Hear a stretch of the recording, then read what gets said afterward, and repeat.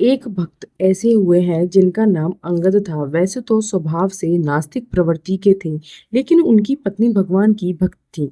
उनके मायके में संत सेवा होती रहती थी और उनके गुरुदेव के उपदेश भी सुनने को मिलते थे।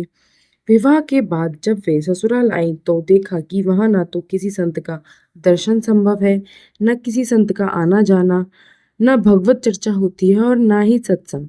ससुराल में भक्ति का वातावरण न मिलने पर रानी बहुत परेशान रहने लगी। एक दिन रानी ने अपने गुरुदेव को पत्र भेजा और घर आने के लिए आमंत्रित किया। गुरुदेव के आगमन से रानी बहुत खुश थी। उन्होंने चरणामृत ग्रहण किया, आरती उतारी, भोग अर्पित किया, गुरुदेव को आसन पर विराजमान किया। वे गुरुदेव के चरण दबा रही थी।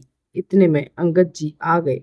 रानी को चरण पकड़े हुए देखकर क्रोधित हो गए। गुरुदेव अंगद को क्रोधित देखकर समझ गए और वे वहां से चले गए।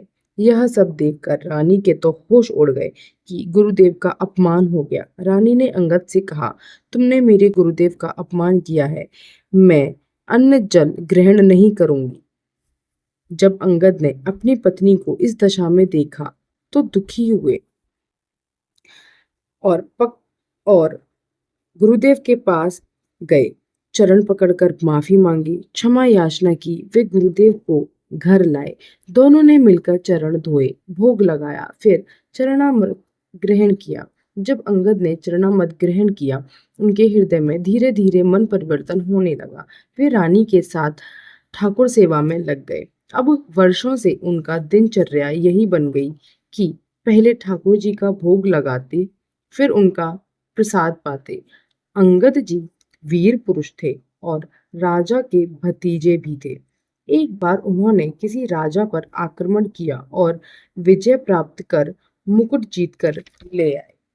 उस मुकुट में 101 हीरे जड़े थे, जिसमें एक हीरा अमूल्य था। अंगद जी ने वह एक हीरा जगन्नाथ जी के मुकुट में लगवा दिया और बाकी बचे हीरे और मुकुट अपने राजा को दे दिए। राजा के कुछ मंत्री आए और उन्होंने उस हीरे को मांगा जो जगन्नाथ जी के मुकुट में लगा था। अंगद जी ने मना कर दिया कि वो हीरा तो मैं भगवान को अर्पित कर चुका हूँ। राजा के मंत्रियों ने षड्यंत्र रचा और अंगद की भोजन में विष मिलवा दिया। अब अंगद जी तो भगवान को भोग लगाकर ही प्रसाद पाते हैं।